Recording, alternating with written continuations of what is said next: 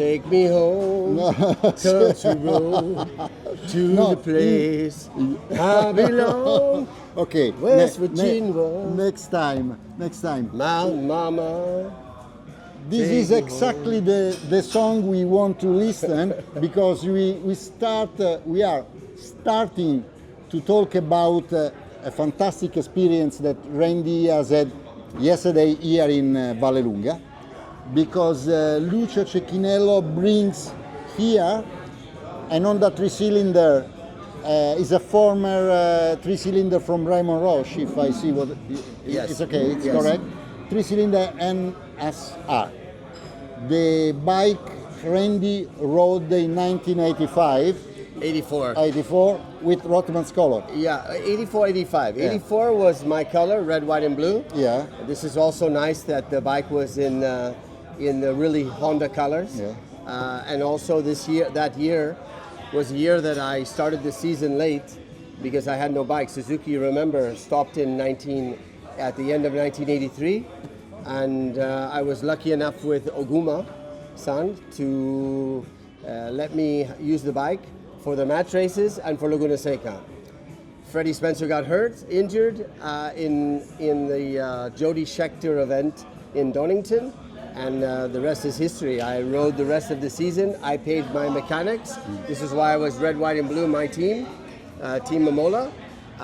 So it was quite an unusual day, and for me, very emotional as well for a lot of people, because it's exactly 40 years since the last time I rode this type of bike. How it is to jump on a old bike, two-stroke, because obviously you didn't ride the MotoGP, the latest MotoGP, but you rode the Ducati MotoGP. Yes. And four-stroke, completely different machine, a lot of electronics, helps and things like that. Yes. How is it to jump back in the past on the 3-cylinder? How it feels? Listen, Paolo, it's like what everybody would imagine. The people that love the two-stroke era and believe in the two-stroke era. I believe in both. I mean, MotoGP is an exciting time of the season and everything that's happening now. But don't forget, the 3-cylinder was a high-level technology back then from Honda. When Freddie Spencer brought that bike in, I think it was also Luca Nelli who rode for Honda, but it was Freddie who won the World Championship in 1983 with a 3-cylinder. And when everybody saw a 3-cylinder, they thought, wow, Square 4 Suzuki and Yamaha have a V4. There was so much competition even back then. But to be able to come to Vallelunga and to be presented by Lucio at the beginning, I think you can see it on LCR's Instagram and some social media, when they made me uncover. And it was quite funny because I wore the Honda leathers that I used in Goodwood last year with my son Dakota, because MotoGP had bikes there, and I thought, well, if Honda brings a bike, Gabriele from Alpina Star made me look like the older leathers, and so Dakota and I had those. So I brought them here because it's a Honda day, and it was so special because I had no idea why Lucio said to me, "Hey, is it possible you get in your leather suit now?" Yeah. And I'm thinking, why they need me to go out and ride? Because there was already a lot of people riding. Anyway, I put my leathers on, and then they told me to come outside, and I made the cover, and there it was. So obviously, I understand that the bike is more than 40 years old, you could imagine, and the movable parts. But to get on the first laps and to do the laps on the bike was incredible. Was really funny because it was quite warm here, and even the technology of that with the standard radiator was still we had to put tape to make it warmer. To make the bike warmer, and it was fantastic. The footage that you see is Dakota riding the Honda RCV 213S, the one with the Japanese flag on it, with a GoPro camera, which was super fun. And it even surprised him a lot because I pushed it quite hard in a couple of the corners, and he couldn't believe that it's 500cc and the angle and the things that we could do with the And bike. also then. with cutted tires. Yes. Yeah, obviously, back then we ran 16-inch. These were 17-inch, and they were Pirelli. They worked well, but it was something very, very special.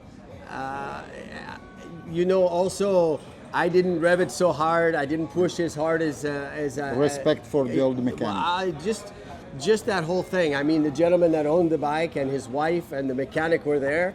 They were so excited, and everybody around was. The footage. I even told Dakota when we put the camera on, I said, I will do a push start. Because you remember how fast Haslam, myself, would always start very, very fast because 2 steps or 3 steps. I'm 65 years old this year, and maybe it took 3 steps to start, but I still started it. Anyway, now... This brings back such memories of the Lucanellis and Chinis, the Kenny Roberts, Barry Sheen, Freddie, that era where golden era. Yes, motorcycles, engines were being put in place, exhaust pipe to make the change of the character of the bike. There were a lot of technology that was going on long before traction control. And one of the things that the Honda 3-cylinder did so well was the torque curve and the power of where it had it of the range. Which was the difference between, because you rode also Suzuki, you rode Yamaha 4-cylinder, the difference with the 3-cylinder and the 4-cylinder, it was mainly better handling? So, and this is another thing that I forgot to say, is the agility. There's no weight. And when you look at the videos and you lift up the fuel tank and you see the chassis, the frame, it's nothing. So the thing about the 4-cylinder in the era of 82, 83, and eventually 84 was when we were at Paul Ricard or Austria, the torque of the 3-cylinder in between gears pulled the gear very quickly because it had power range, more narrow, but more torque. And the 4-cylinder revved more, but when you shifted it, it had bigger gaps in the transmission, so it took longer to go. At the top. So when you were with Freddie and Kenny and Paul Ricard, Freddie would just shift and it would just go just enough. For me, Freddie, this bike was really built around Freddie. I had a hard time riding this bike, even though I won with it and I finished second in the World Championship in 84. You have the photos with my leg off the seat because it was a motorcycle that felt like the front wheel was this wide and the back wheel was like this wide. And I always felt that I had to get more off this bike to make it work. Like Martin at the moment. And so, last question is about, we are talking about the past and now we're talking about the next future. Obviously you was in Mugello last week. You heard what happened? Ducati got markets for works bike Lenovo Ducati. What do you think about this? And what do you think is going to happen in the rest of the season with Martin, with Pramac, and Mark, with Gresini, but in the future he will have the works bike? What is going to happen? We have a book and we have to rip out some pages already and start to rewrite what is going to happen. Listen, there was so much like flipping a pancake, what was going to happen, who was going where, and so on. I think there's a lot of people in the paddock that feel that Martin still should have been the one that got this position.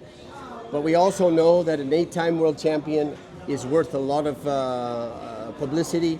And Mark has shown that he's able to battle at the front. He knows and we know that the 2023 is close, but the advantage still is with 24. When this happened, I think that Martin, it looks like Martin just finally said, okay, I make a decision then. I don't wait for a decision, I make a decision. He went to Aprilia. Aprilia is going to absorb him.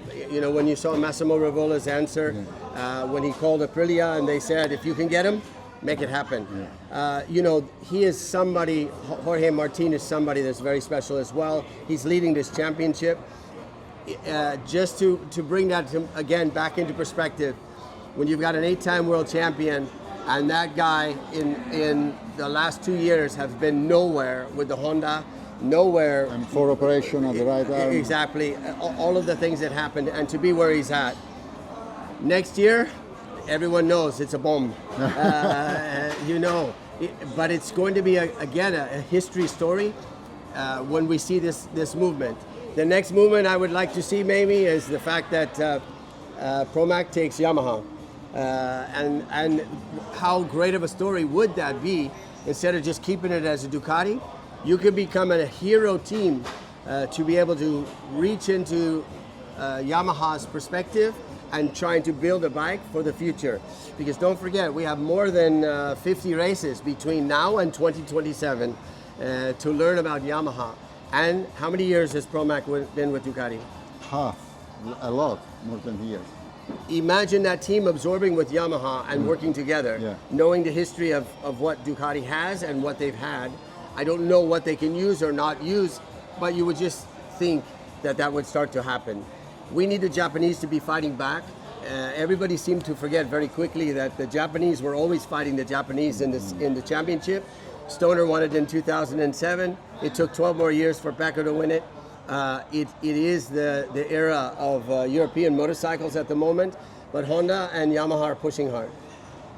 Latest of the latest. Joe Roberts can reach MotoGP, next American. Roberts, he has the name. It's not of the family anyway, but... Joe Roberts has really done really well this year in particular. If you looked at the overall view, I believe he's been in the championship for 7 years, and there's not a lot of riders get an opportunity to stay in the championship in 7 years and not really get that many podiums or and so on. But things do happen, because we did see even Quartararo win only one race the year that Yamaha had signed him. And he had won the race before Yamaha signed him. He won no more races, and everybody thought, "Wow, what's going to happen with Quartararo?" 2 years into the MotoGP, he wins the World Championship.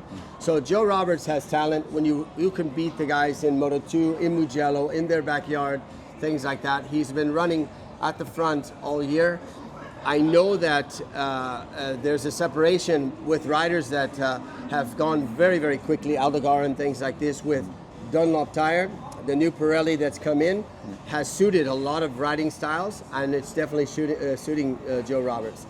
The big question mark is, can Miguel Oliveira and Raul Fernandez continue to push to try to get into the top 5? If they do, one of those has to leave in order to get Joe Roberts in there. And that's a tough decision when you're trying to make it grow. I think also for Aprilia, it would make it very nice, because Aprilia also for the USA market can be very, very well. Thank you, Randy. Ciao a tutti.